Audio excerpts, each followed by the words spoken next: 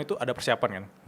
Terlepas aku studi hubungan internasional, 10 tahun lagi aku pengen jadi dubes atau pengen jadi diplomat, itu kedepannya bukan poin label atau posisi itu yang penting. Yang penting itu kesiapan kita ketika adjust sama dunia yang akan terjadi 10 tahun ke depan. Right. Itu aku sangat relate karena aku juga pengen jadi diplomat 10 tahun yang lalu. Tapi semakin kesini, ternyata pegangan aku dari 10 tahun yang lalu yaitu being storyteller. Jadi menurut aku itu adalah hal yang harus kita persiapkan. Karena gini ya, aku suka banget ngomongin tentang universe dan yang lain. Karena aku pikir di universe ini cara kerja gini. Jadi bayangkan Shirley yang 2015, di 2015 itu dia kerja keras kan. Bayangin Shirley itu give up di 2019. Sebenarnya di 2025 itu ada tempat untuk Shirley hasil dia tidak pernah give up. Misalnya tamu suara berkelas 2025 itu ada Shirley di hari ini. Bayangin 2019 Shirley give up, aku gak pernah kenal Mas Shirley. True. Nah itu tuh menurut aku tuh harus diperjuangkan bagi teman-teman yang mungkin nonton ini. Terkesan kayak klise banget, tapi menurut aku itu relate bagi siapapun yang ada alasan untuk tidak ingin menyerah. Ada tempat untuk kalian yang, ada hadiah untuk kalian tidak menyerah. Betul, setuju lagi. Yeah. Dan saya setuju. Sesuatu mungkin masih ketahan karena kitanya belum layak. Dan boleh jadi ini tuh sebetulnya pembuktian untuk diri kita sendiri. Kita tuh layak gak sih di tempat itu? Sebetulnya misalnya di 2025 duduk di podcast ini misalnya Bill ya.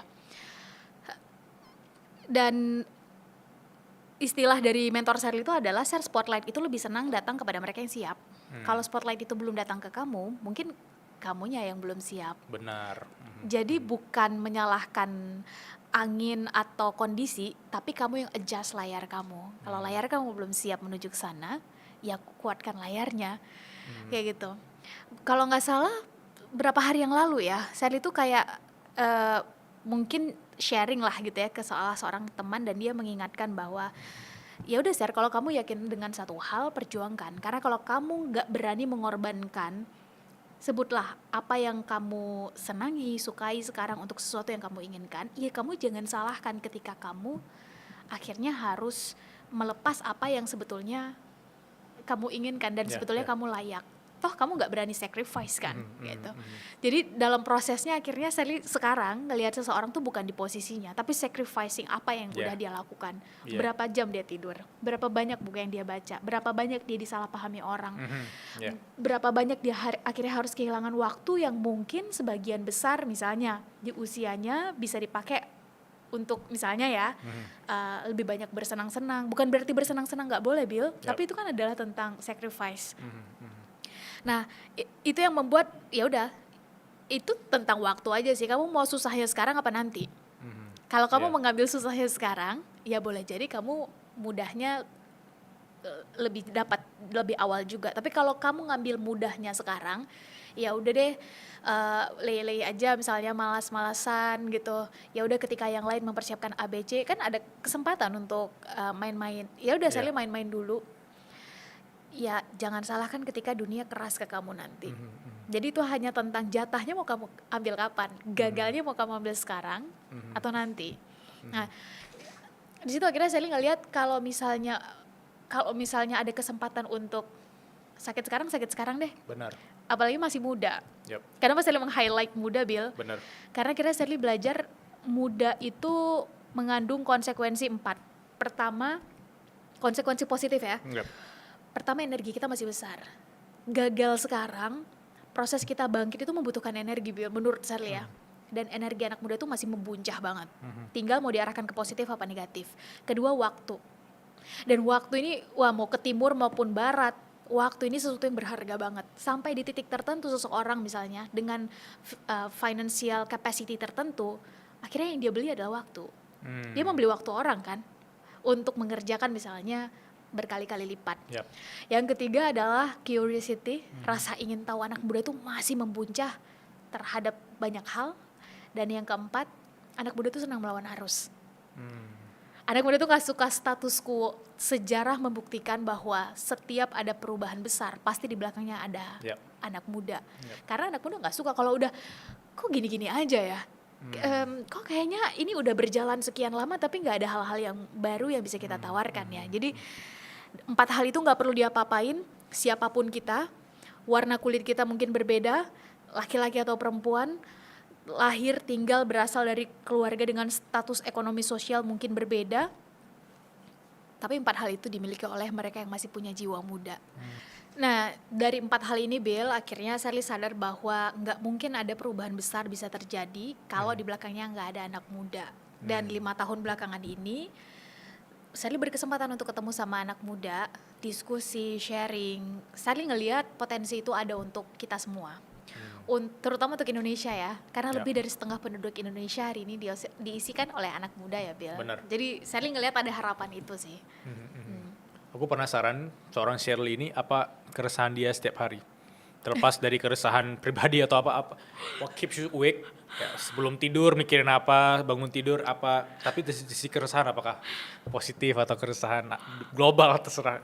Apa sih? Wow, Kalau keresahan ya. nggak mau diceritain nggak apa-apa. Tapi kasihan udah aku Tapi tanya. kalau Bilal dulu deh, Bilal keresahannya apa? Yang paling mengganggu pikiran Wah, Bilal deh? pinter nih, Ftah. Paling simpel sih aku keresahan mager sih. Mager ya? Kenapa mager? Sekelas ini, suara berkelas kan lahir dari sekelas. Sekelas itu sekolah kelompok malas ya. Oke. Jadi aku ini kalau bangun pagi udah alarmnya jam 5:30 misalnya, itu aku udah janji sama diri sendiri untuk nge-gym atau olahraga pagi kan. Tapi itu selalu aku lawan, kayak aku selalu berantem sama versi aku, kayak you versus you terus tiap pagi. Oke. Itu keresahan aku. Dan malam juga apakah harus tidur sebelum jam 10 itu juga keresahan aku. Jadi keresahan aku simple sih. Nah keresahan Mbak Shelly Itu sekarang. sampai sekarang? Sampai sekarang. Jadi Sekalipun kamu udah punya platform berbagi kayak gini? udah punya platform, udah konsisten olahraga, tapi ya aku tetap harus melawan itu. Berarti bener dong kata orang bijak bahwa sebetulnya musuh utama kita adalah diri kita. Bener, nggak orang bijak, orang gila juga kayak gitu. Musuh utamanya itu emang dia kan. Iya. Nah sekarang Shelly nih, tanya balik nih kan. Wow, pertanyaannya sederhana tapi jawabannya kayak berat ya, Bil ya? Berat karena itu yang kita lawan setiap hari kan. Betul. Itu keresahan aku sih. Sally nggak bisa jawab kayak hitam putih gitu sih, Bil, karena Ya, boleh, silakan. Karena gini, Sally setuju bahwa Sally akhirnya bertanya kenapa ini semua dimulai ya, maksudnya yang Sally kerjakan sekarang. Ternyata irisan terbesarnya itu ada di mindset. Dan mindset Sally sendiri yang hari ini sedang dicabik-cabik oleh Tuhan lewat keadaan ya. Kadang-kadang kan, Yap. kadang-kadang mungkin kita terlalu keras atau cara berpikir dan kitanya terlalu keras sehingga ya Tuhan dengan caranya menarik itu. Nah, kembali ke poin, boleh jadi ada mindset Sally yang selama ini keliru, terus diubah. Nah, selama ini kan Sally kalau berbagi tuh awal mulanya mindset, Bill.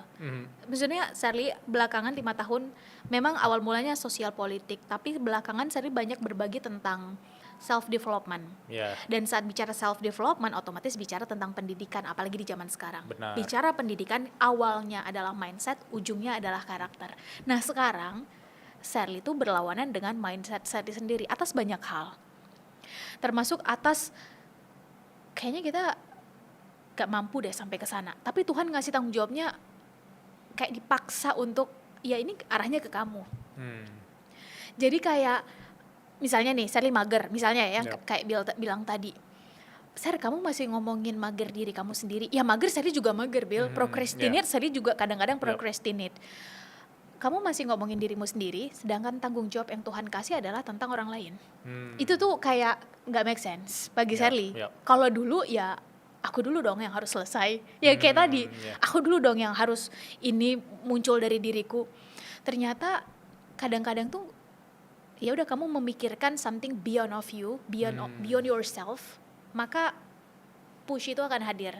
Contoh, ini udah bukan tentang Sally, ini tentang hak orang lain yang ada di Sally. Jadi kadang-kadang ya Sally-nya yang kadang-kadang harus mengalah ya, atau ya udah deh biar Sally aja deh yang speak up gitu ya. yang sebenarnya bukan speak up, Bill, tapi meluruhkan hal-hal yang selama ini kayaknya Sally banget deh.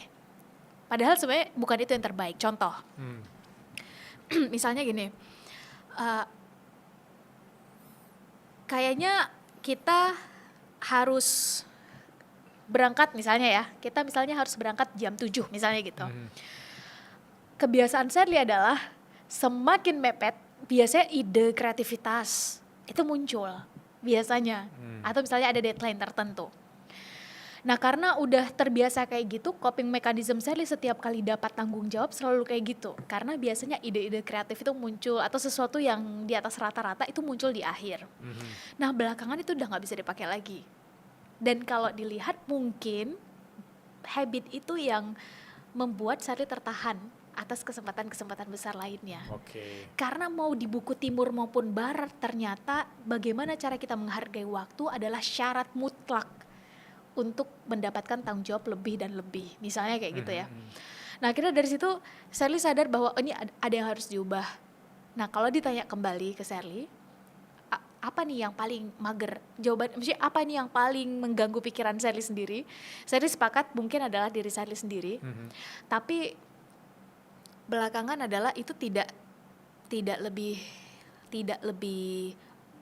besar ternyata ketika berpikir sesuatu yang lebih besar, which is aha momennya itu tahun lalu sih Bill. Kenapa tuh? Tahun lalu tuh Sally merasa gini, terlepas dari apapun, tahun lalu itu kan pilpres ya.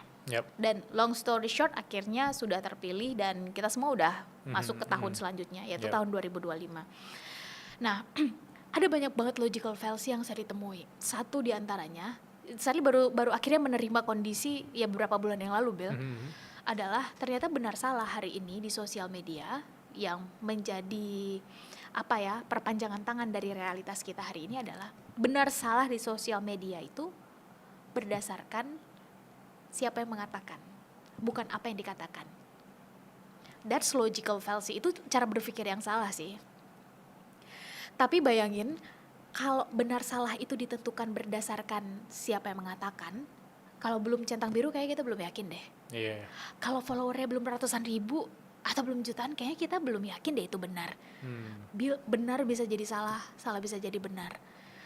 Dan bias banget untuk membuat atau memasyarakatkan satu keyakinan dan paham bahwa gula itu adalah pahit. Sewa aja influencer, satu hari suruh dia ngomong 3-5 kali bahwa gula itu rasanya pahit. Tunggu 6 bulan. Atau tunggu lebih cepat lagi misalnya 3 bulan atau bahkan 1 bulan. Akhirnya kita merasa gula, iya ya kayaknya ada pahit-pahitnya. Mindset kita dibentuk secara berulang-ulang berdasarkan apa yang kita lihat, tonton, baca, dan dengar. Benar. Dan ketika 8-13 jam waktu kita habisnya adalah di internet, maka sebetulnya mindset kita dibentuk berdasarkan apa yang hari ini beredar. Itu mengganggu pikiran Sally. Karena ya wajar, realitas misalnya hari belakangan banyak hal-hal yang kita gak habis pikir. Kayak kok bisa ya anak usia 10 tahun atau 14 tahun melakukan tindakan gak masuk akal, sebutlah tindakan asusila, direkam oleh kawannya, disebarkan. Emang apa yang dilihat, ditonton, dibaca. Dan kalau kejadiannya sekarang kayak gitu, kebayang dong 10 tahun ke depan kayak gimana. Di situ kayak saya berpikir bahwa bahkan benar salah itu bisa nyatu, bahkan kebalik. Wah, mindset ini jadi sesuatu yang amat sangat rapuh Bill, ketika nggak ada basic, entah itu kita bilangnya value kah, basic nilai yang dipegang, atau minimal basic logika deh. Logikanya kayak gimana nih menjelaskan misalnya gitu. Nah itu sih yang mengganggu pikiran Sally, karena apa yang terjadi di kehidupan kita sehari-hari, misalnya Bill tadi bilang di kehidupan kita pribadi, ketika diakumulasikan, maka dia akan menjadi realitas 10-15 tahun ke depan. Dan tanggung jawab itu ada di setiap masing-masing zaman. Ketika sekarang nih misalnya Bill dapat amanah punya wadah podcast yang didengar oleh banyak orang, jutaan orang, berarti sebetulnya Bill yang punya alatnya untuk menyampaikan apa yang seharusnya disampaikan. Nah itu bagi Sally amanah itu yang ini nih Sally bisa nggak ya? Karena ini nih sesuatu yang nggak Sally bayangin Bill 10 tahun yang lalu misalnya.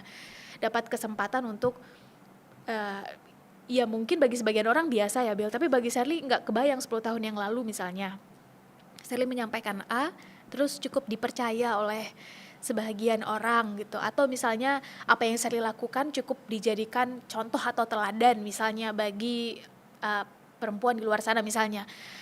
Ini amanah yang bisa Sally pegang dengan baik nggak ya?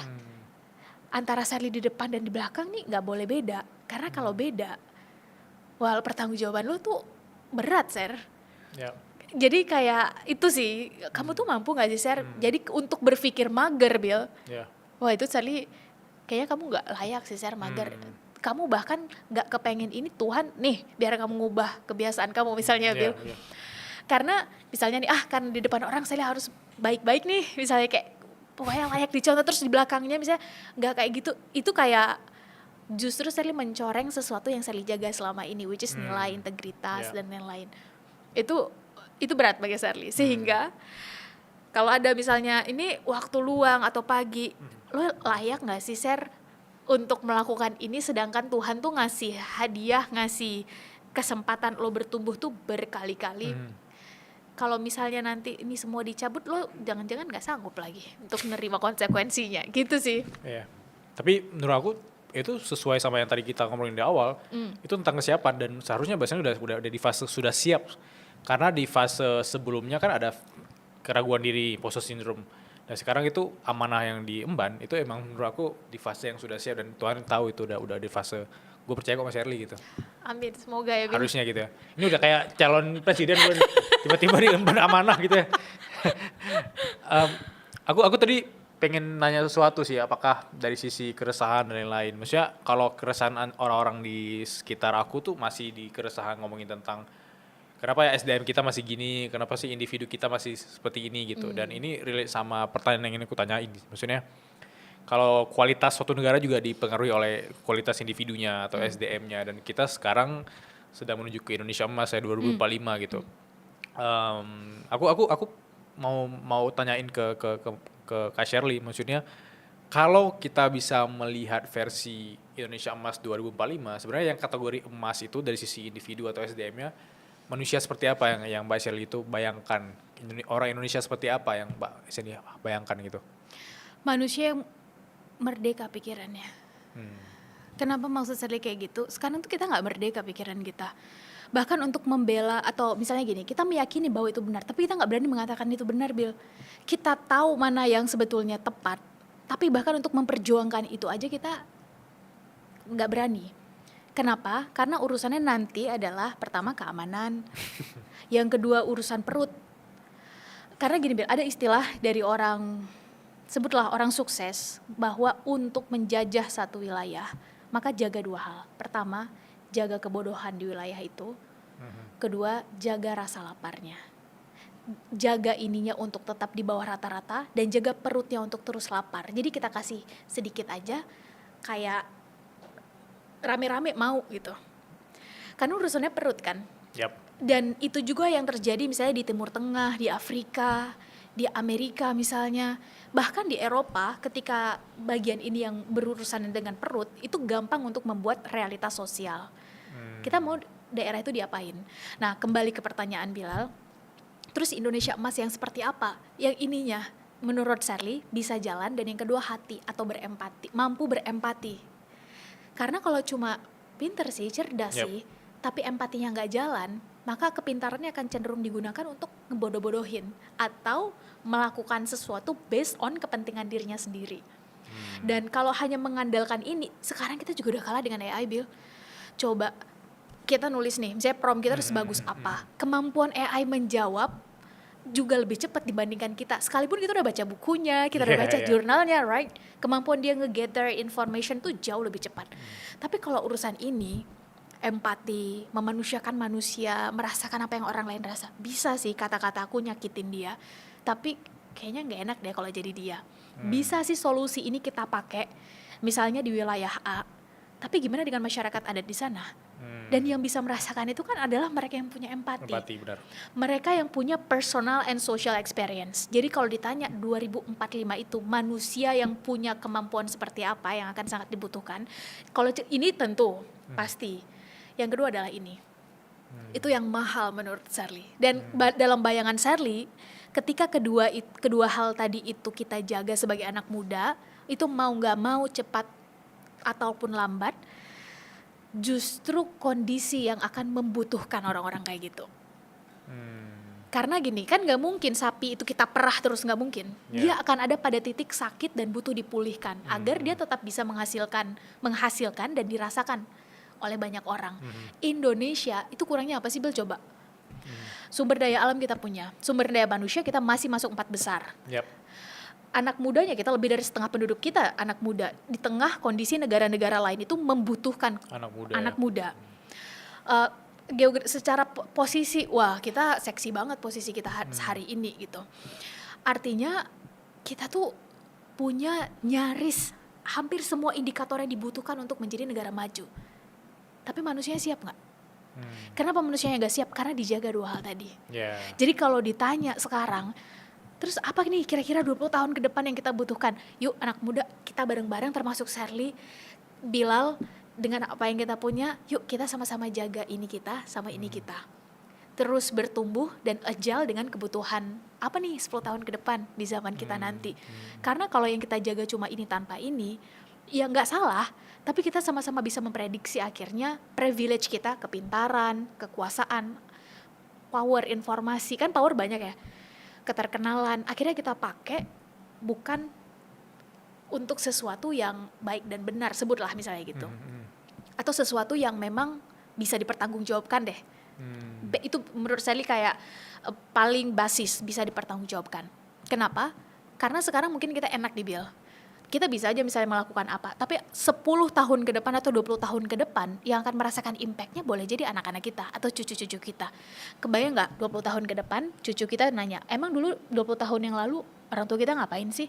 Kok udara di Indonesia udah nggak selayak hirup ini? Emang dulu 20 tahun yang lalu anak mudanya ngapain ya? Kok bersuara udah sesusah ini ya? Nah itu yang saya pikir butuh kita jaga sesuai dengan zamannya, karena mungkin 20 tahun lagi beda kan, udah beda. Dan teman-teman yang hari ini generasi Z, generasi Y mungkin udah pada posisi yang mungkin lebih lagi kan gitu ya. Jadi ketika sekarang kita masih muda, menjaga 2 hal ini menjadi penting dan lakukan sesuatu sesuai dengan porsi dan batasannya. Karena kadang-kadang kita overthinking sendiri anak muda, apa nih, Indonesia emas atau cemas? Ya udah, porsi kita sekarang di mana? Ayo kita lakukan semaksimal kita, apa yang dalam kontrol kita. Karena misalnya Bilal atau Sherly atau kawan-kawan yang lain, bukan porsi kita untuk bicara misalnya kebijakan di tingkat tertentu misalnya ya Bil. Ketika hari ini porsi kita adalah menyampaikan bahwa kayaknya kami sebagai masyarakat butuhnya ini deh, misalnya gitu. Mungkin 20 tahun ke depan, saat satu tanda tangan kita bisa mengubah banyak hal, kita ada di posisi itu.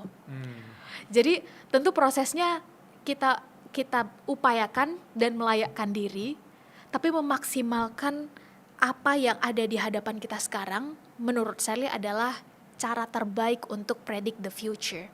Benar. Jadi emas seperti apa yang misalnya nih kita lihat atau Sherly lihat, Indonesia emas 2045 itu adalah mereka yang mindsetnya merdeka dan punya empati. Karena itu yang menjadi ciri khas orang-orang Indonesia. Wah, orang Indonesia kalau bicara empati tinggi banget, Bill. Benar. Iya gak sih? Karena kalau bicara pintar, cerdas, logis, mungkin kita banyak menemukan itu di barat. Tapi seberapa bisa mereka menyeimbangkan itu dengan empati misalnya ya, ini kan pertanyaan-pertanyaan kritis aja. Tapi kalau di Indonesia ada satu bencana alam, buka aja open donasi, itu gak lama Bil, karena empati Indonesia tinggi banget. Semangat gotong royong. Dan Bhinneka Tunggal Ika itu kan adalah slogan kita dari awal. Perbedaan mah banyak Bil, pasti ada. Dan Indonesia tuh kayaknya udah selesai deh dengan perbedaan banyak banget dari ujung barat sampai ujung timur. Tapi at the end kita bisa membuktikan bahwa kita fokus pada tujuan yang sama. Untuk menjadi bangsa yang merdeka saat itu ya. Maka sama anak muda hari ini 20 tahun ke depan kita fokus pada tujuan yang sama. Kalau mau konsisten berarti fokus pada Pancasila misalnya. Sila kelima adalah keadilan sosial bagi seluruh rakyat Indonesia. Bahwa gak ada lagi anak-anak yang pengen mendapatkan pendidikan yang layak tapi nggak bisa, atau kesehatan yang gapnya tinggi sekali antara yang berpunya dan tidak punya. Bukankah itu cita-cita kita semua? Mengenai ada yang berangkat dari pendidikan, kesehatan, kreatif, sosial, budaya, fight for it. Cara kita beda-beda, tapi 20 tahun ke depan kalau nilai itu kita jaga, saya yakin kita akan ketemu pada barisan yang sama kok. barisan anak muda yang sebetulnya targetnya sama, jalurnya aja yang berbeda. Benar. Aku juga kebayang seperti itu. Mungkin orang-orang penting atau orang yang punya jabatan tinggi, itu versi 20 tahun lalu mungkin mereka punya mimpi A, mimpi B, mimpi yang mungkin sama. Dan sekarang mungkin mereka sejajar. Tapi balik lagi ke kata tadi, apakah mereka memanfaatkan kecerdasan, mereka memanfaatkan empati, itu kembali lagi ke kepentingan pribadi ya. Itu kita tidak bisa kayak mentok dia akan terus baik seperti itu. Terlepas dari sisi kepentingan, aku tidak bisa memahami atau mengejak si manusia A, si manusia B ya. Setelah kehidupan ya. Bener sih, karena ada dua hal, saya jadi teringat Bill, ada dua hal pada manusia itu yang nggak ada batasnya.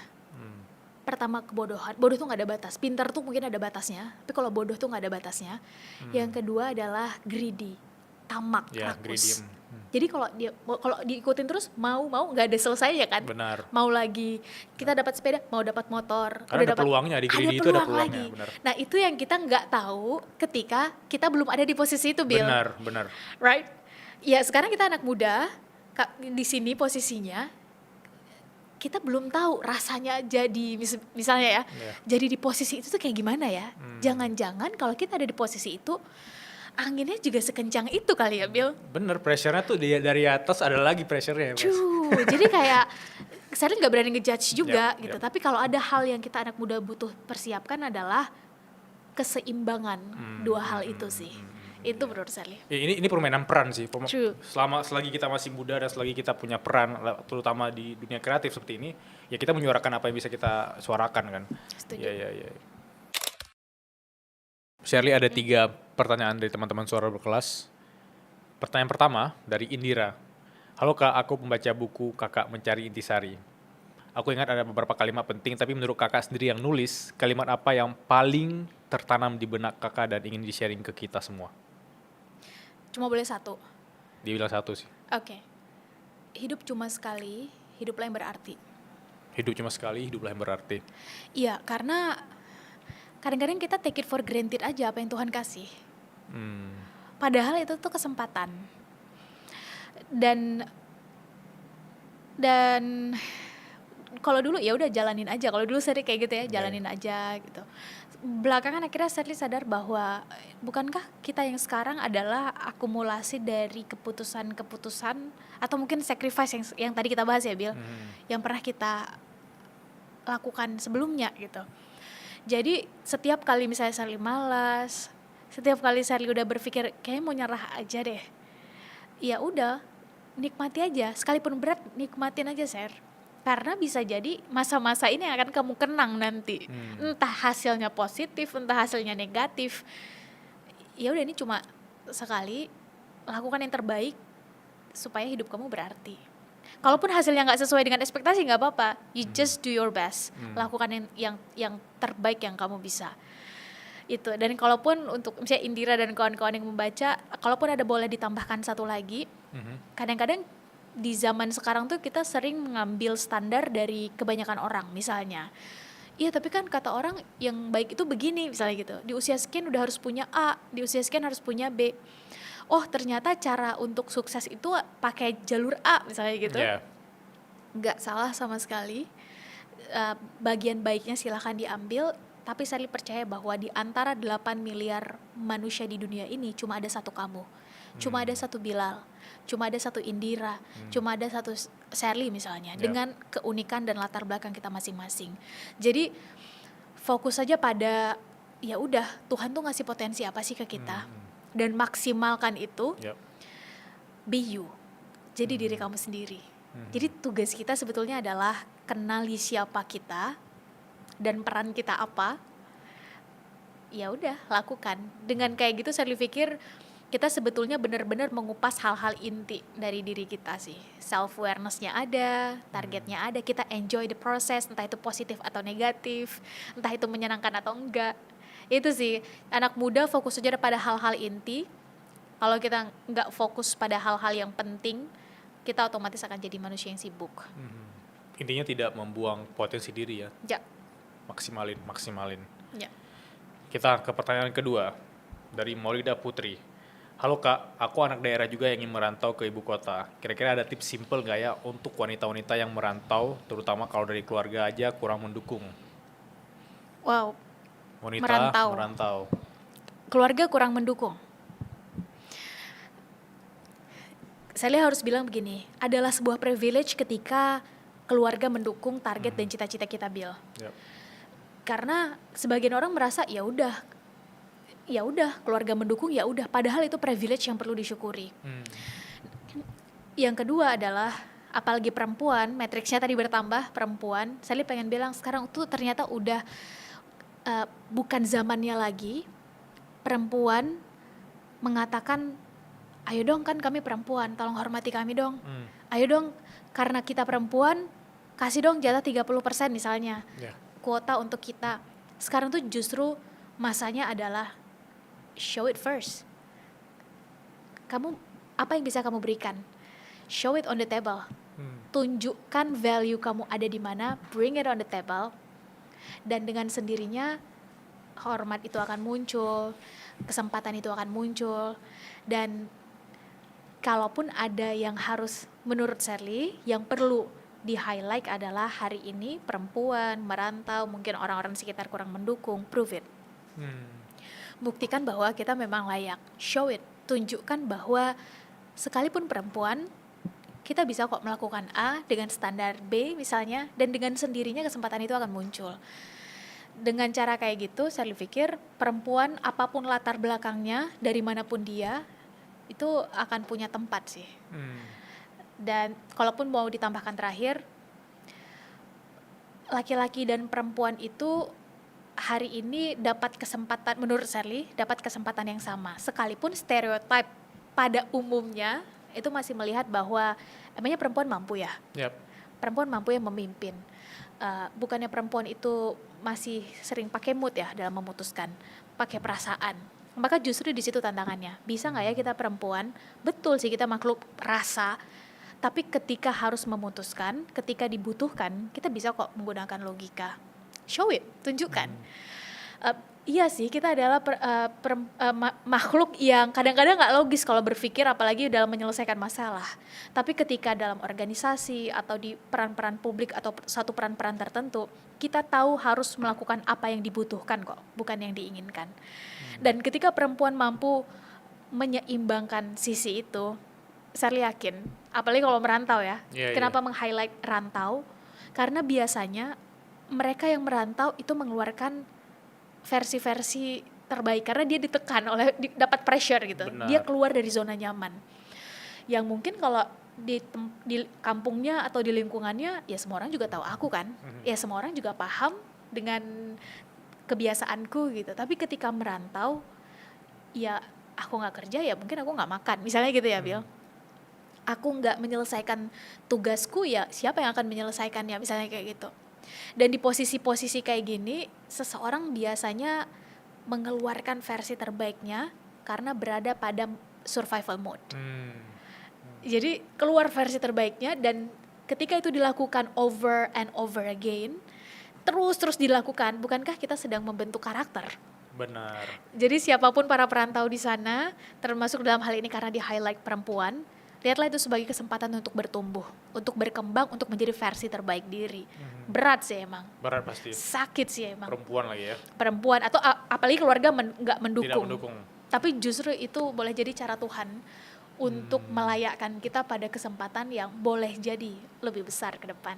Karena bisa jadi konteks keluarga tidak mendukung, aku notice beberapa teman-temanku itu karena keluarga juga tidak pernah merantau. True. Jadi ada stigma bahwa merantau itu kan berbahaya, apalagi anak wanita, perempuan di daerah yang asing. Konteks tidak mendukung ya jangan merantau berarti. Ya. Jangan merantau, tapi dia tetap merantau. Iya, itu sama dengan gini, Bill.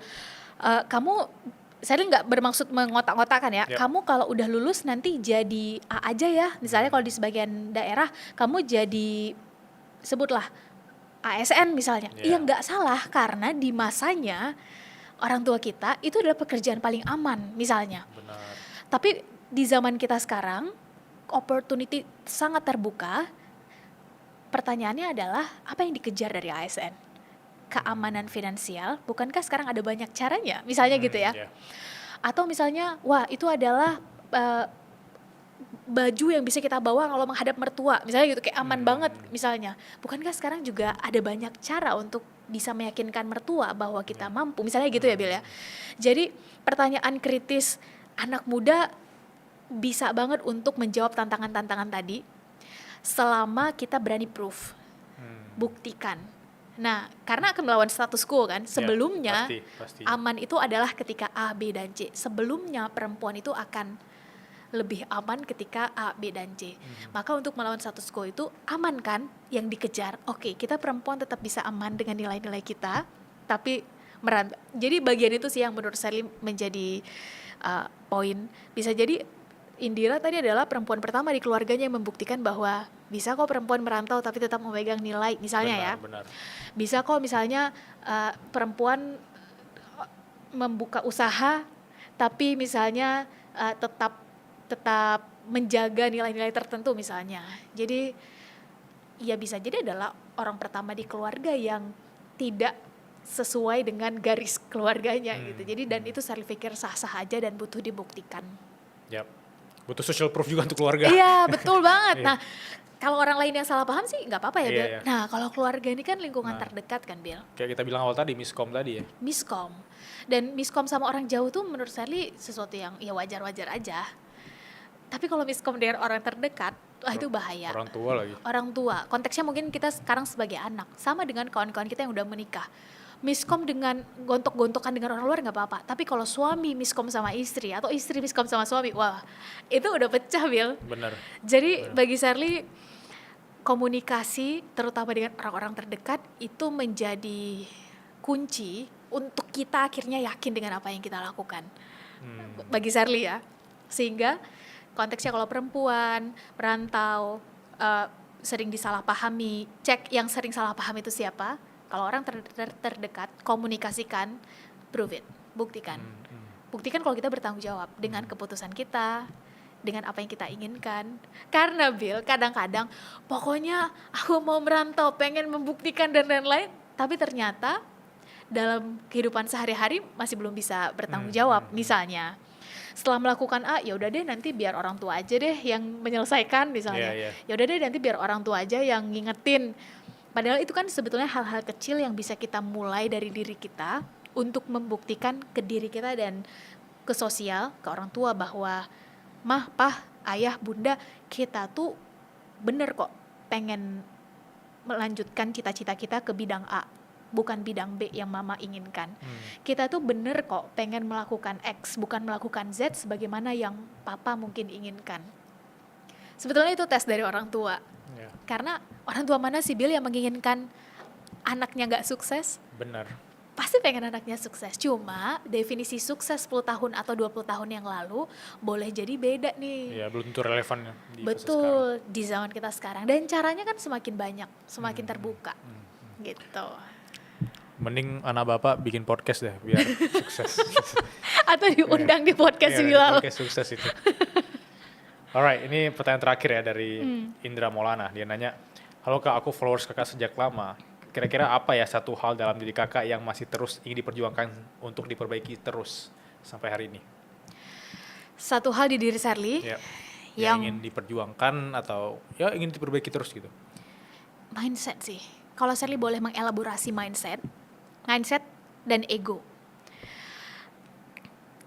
Jadi Sally tuh berusaha banget untuk gelas itu jangan sampai penuh. Karena once gelas kita penuh, sebetulnya kita tuh gak belajar hal baru, Bill.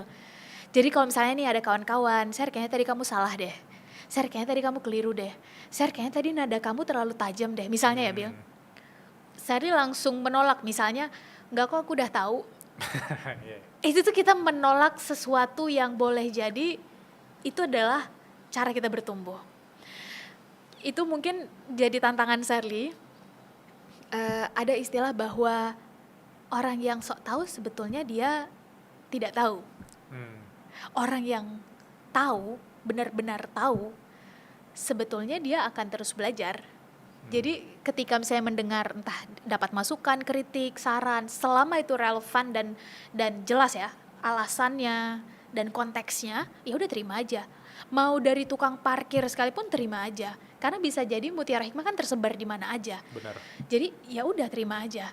Mungkin itu yang jadi PR Sherly untuk mengendalikan pikiran bahwa boleh jadi ada yang kamu nggak tahu. Belajarlah dari semua orang. Gak usah pandang-pandang bulu dari siapa kamu belajar, selama itu memang benar dan bagus ya ambil aja. Bukan caranya menyampaikan bagus, tapi apa yang disampaikannya benar. Jadi mungkin juga tantangan bagi saya karena perempuan kali ya Bill. Yep. Jadi terjebak dengan sesuatu yang sifatnya cara pada melupakan esensi. Tantangannya adalah fokuslah pada esensi, bukan pada cara. Ya cara penting, tapi mungkin PR Sherly adalah untuk segera fokus pada esensi. Dan yang kedua adalah ego. Karena ya namanya manusia ya Bill ya. Yeah. Ego itu termasuk sebetulnya masih bisa sih kita melakukan A, tapi badan udah nggak mampu. Ego Sherly misalnya kepengennya segini terus, termasuk manage ekspektasi kan, akhirnya ya udah kalau memang ternyata mampunya segini ya udah gitu. Karena kadang-kadang itu jadi nggak baik buat Sherly, nggak baik buat tim, nggak baik untuk orang-orang sekitar gitu. Kalau memang ternyata yang harus dilakukan A dan kemampuan kita adalah sampai di A saat ini, ya udah kita lakukan A. Sesudah itu lompatannya kemana, baru kita lakukan B. Nah kadang-kadang mengatur ekspektasi ini yang Sherly masih emang nggak bisa ya dengan melakukan ini tuh dapatnya ke sana gitu, dan itu capek sendiri. Mungkin itu tantangan Sherly kalau untuk diri Sherly ya Bill. Tapi kalau ditanya what's beyond it, apa dari di luar itu apa yang pengen dilakukan, tantangan yang hari ini Sherly pikir menjadi mungkin Sherly mengambil itu menjadi tanggung jawab Sherly adalah tetap menyalakan harapan apapun yang terjadi. Karena kadang-kadang kita merasa bahwa kayaknya udah selesai deh. Tapi karena ada satu orang yang kita juga nggak tahu sih dia siapa, tetap menyalakan harapan. Oh ternyata harapan itu masih ada. Baru kemudian yang lain berani melakukan A, B, dan C.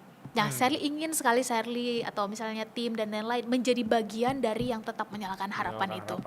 Sekalipun misalnya kan ada istilah teori yang kayak menyebutkan bebek berenang, di atasnya tuh kayak dia biasa santai aja. Padahal di bawah itu kayak dia tuh berusaha banget untuk tetap berada pada keseimbangan dan bergerak gitu. Nah mungkin tantangannya adalah orang nggak perlu tahu kondisinya kayak gimana yang sebenarnya. Yang perlu orang tahu bahwa kalau api atau kalau nilai yang kita bawa itu memang sesuatu yang bisa dipertanggungjawabkan, orang hanya perlu tahu bahwa baik-baik aja kok. Orang nggak perlu tahu dapurnya gimana, orang nggak perlu tahu hal-hal yang tidak menyenangkannya, dan biarkan itu menjadi sesuatu yang bisa menyalakan harapan-harapan lainnya. Mungkin konteksnya bukan nggak sama gitu ya, mungkin harapan dalam bidang A, B, dan C, tapi itu yang akhirnya membawa mungkin 5 tahun atau 10 tahun lagi realitas sosialnya akan terjadi. Itu sih menurut Sherly. Iya, itu relatability sih, maksudnya banyak orang di luar sana yang lagi di fase gelap, terus ketika melihat secercah cahaya gini kayak there is a way out, atau cahaya yang besar ternyata, dan dia juga bisa melewati fase itu, kenapa aku tidak bisa gitu ya. Right, padahal sebetulnya mungkin di balik cahaya ini tuh berapa orang misalnya nih yang berusaha banget untuk menjaga cahaya secercah cahaya itu untuk tetap ada. Tapi ketika energi dan frekuensi itu ditangkap oleh orang lain di fase dan kondisi yang mungkin berbeda ya Bill, iya ya masih ada ya harapan itu. Ya udah dia menggerakkan juga yang lain. Dan Sherly percaya lingkaran kebaikan dan kebenaran. Jadi dia akan ibaratnya tuh kayak kalau kesetrum dia akan nyetrum terus ke yang lain. Sherly pengen banget berada pada bagian yang mungkin bagian yang menyetrum, atau kadang-kadang Sherly disetrum. Sherly pengen menjadi bagian itu. Sekalipun misalnya ya berat sih kadang-kadang. Tapi itu bagi Sherly adalah tantangan kita misalnya dengan tim ngobrol untuk membuat ya harapan itu harus tetap ada. Oke, Kak Sherly, sebelum kita tutup podcast ini, aku mau nodong pertanyaan. The worst advice yang pernah kamu dengar? The worst advice. Kalau orang jahat ke kamu, ya nggak apa-apa jahat sama mereka. itu bagi saya worst. Karena orang jahat, orang melakukan sesuatu yang mungkin gak baik ya, apapun. Misalnya dia ngambil hak kita, atau dia ngomongin kita, atau dia melakukan sesuatu yang menurut kita, kok dia gitu sih sama kita. Itu sama sekali gak menunjukkan kualitas kita. Biarin aja. Itu justru nunjukin kualitas mereka. Kualitas kita ditentukan berdasarkan respon apa yang kita berikan. Jadi bagi Shirley, statement itu, ya gak apa-apa dong dia kayak gitu. Gak apa-apa dong kita kayak gitu ke dia. Toh dia juga kayak gitu ke kita. Itu, that's the worst. Ya. Itu menunjukkan kelemahan kita. Itu menunjukkan kualitas lo ada di mana. Orang jahat sama lo, ya lo tetap harus baik sama mereka. Karena itu menunjukkan kualitas kamu ada di mana. Titik. Jadi kalau kamu baik ya baik. Jangan mau itu dirusak oleh sesuatu yang boleh jadi di bawah standar kamu dalam memperlakukan orang. Misalnya ada orang yang melakukan atau ngomongin sesuatu yang, kok dia ngomongnya gitu ya? Jangan diikutin. Justru, oh gitu ya? Gimana kalau, jadi justru dengan cara itu kita bisa memberikan, bukan menerangi ya, karena kalau menerangi itu seolah-olah kita udah lebih gitu. Tapi di situ justru kita memberi jalan bagi orang lain untuk bertumbuh. Ada kok cara berpikir lain. Kalaupun Shirley harus menutup, dari situ akhirnya Shirley sadar bahwa kalau kamu merasa punya satu standar tertentu, jangan biarkan orang lain merusak standarmu hanya karena mereka berada di bawah itu. Karena kalau kamu membiarkan orang lain mewarnai kamu, sebetulnya kamu belum kenal dengan siapa kamu. Ketemu sama orang A, ya udah kamu jadi A. Ketemu sama warna merah, kamu jadi warna merah. Bunglon. Jadi bunglon dan capek banget jadi orang kayak gitu. Dilalahnya adalah semakin kesini saya semakin menemukan banyak orang yang kayak gitu. Ketemu sama B nanti dia jadi B. Ketemu sama warna hijau dia jadi hijau. Ya terus warnamu di mana? Gimana cara saya menghargai Bilal kalau Bilal berubah-ubah terus warnanya? Itu capek sih Bil. Jadi akhirnya ya udah tunjukin warnamu di mana dan jangan biarkan orang lain akhirnya mempengaruhi warna, apalagi warna itu sudah jelas sangat bisa dipertanggungjawabkan. Fight for it. Thank you so much. Luar biasa. Aku sangat bangga sama Mbak Shirley. Orang Thank Aceh, you, keren Bill. banget. Aku mau tutup dengan bahasa Acehnya. Terima kasih. Terima kasih ya. Sama-sama. Sampai jumpa Mbak Shirley. Sampai jumpa semua. Terima kasih. Terima kasih teman-teman.